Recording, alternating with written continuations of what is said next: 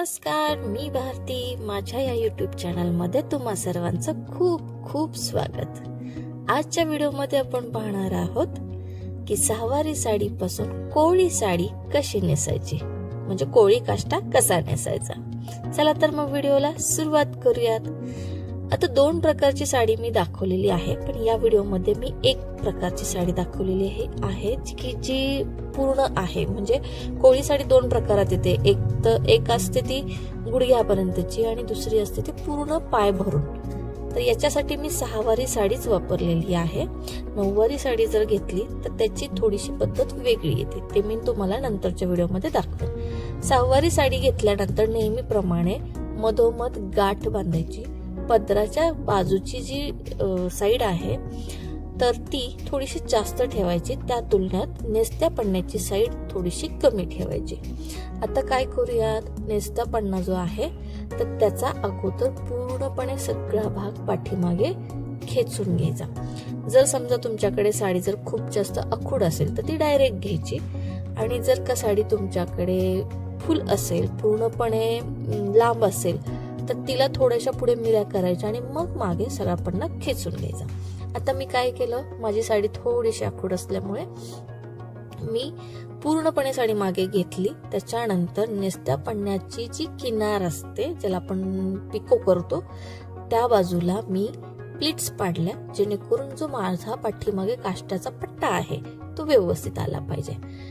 त्याला प्लीट्स करून त्यानंतर जो वरचा भाग असतो नेसत्या पन्न्याचा, तर तो असा पूर्णपणे खेचून घेतला आणि नंतर संपूर्ण काष्टा हा मी खेचून दिला.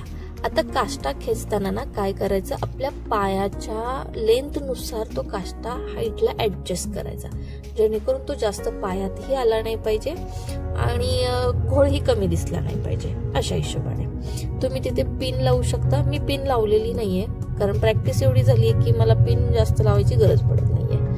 आता नंतर काय करायचं की पदराची जी बाजू आहे ती पायातनं पाठीमागच्या साईडने काढून घ्यायची. त्यानंतर जो वरचा पट्टा जो असतो तो तसा खाली लोंबू नये म्हणून काष्टाच्या शेजारी त्याला असा खोचून द्यायचा आणि तिथे एखादी पिनही लावायची, जेणेकरून ती सटकू नये. त्यानंतर वरची जी किनार असते ती आपल्या कमरेच्या डाव्या बाजूला अशी टाईट मध्ये पकडायची आणि त्यानंतर त्याला छोट्या छोट्या प्लीट्स पाडायच्या, रॅन्डम करायच्या. त्या काय एकसारख्या आल्या पाहिजेत असं काही नाहीये. फक्त लक्षात काय ठेवायचं की पायात त्याचा जास्त घोळ नाही आला पाहिजे आणि व्यवस्थित आपल्याला तिथे वरती कमरेला खोचता आलं पाहिजे. म्हणजे काय, थोडक्यात असा तिरका पट्टा दिसला पाहिजे. खालची जी पदराची जी खालची किनार आहे तर ती अशी तिरकी पायाकडे गेली पाहिजे, अशा हिशोबाने. त्यानंतर त्याला आपण छान पिनअप करूया, जेणेकरून जे केलेल्या प्लीट्स आहेत त्या सटकणार नाहीत. आणि पिन केल्यानंतर पुन्हा एक पिन घ्यायची आणि ती कमरेला नेसलेल्या साडीला खोचायची. त्यानंतर काय करायचं, उरलेला जो पदर आहे त्याचा पुन्हा एक पाठीमागच्या साईडने राऊंड घ्यायचा आणि नंतर त्याचे वरचा जो पट्टा आहे तो थोडासा खेचून घ्यायचा. त्यानंतर हळूहळू सगळ्या प्लीट्स पाडायच्या, पण त्या खेचून जेवढं तुम्हाला जास्त खेचता येईल तेवढं खेचून एकदम टाईट मध्ये पूर्णपणे व्यवस्थित प्लीट्स पाडायच्या. आता माझ्या साडीची बॉर्डर जी आहे तर ती थोडीशी ब्रॉड आहे, जास्तच ब्रॉड आहे, त्याच्यामुळे मी तिला या पद्धतीने नेसलेलं आहे.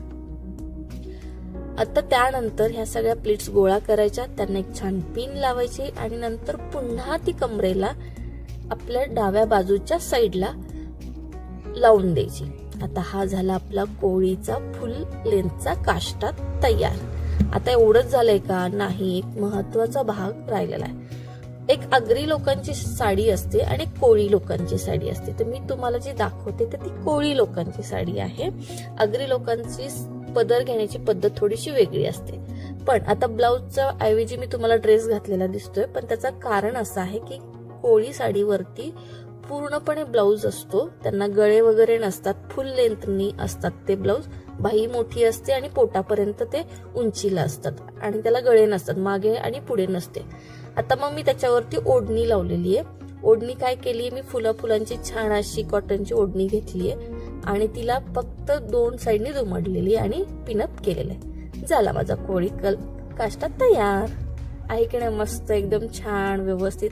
गॅदरिंगचं सीझन चालू आहे आणि याचा तुम्हाला पुरेपूर फायदा होणार आहे. तर मंडळी पुन्हा भेटूया तशाच एका वेगळ्या विषयासहित वेगळा व्हिडिओ घेऊन. तोपर्यंत बाय बाय.